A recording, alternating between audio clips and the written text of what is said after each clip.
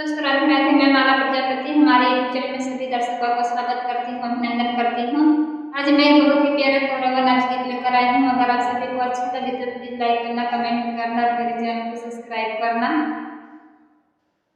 हमें के जाए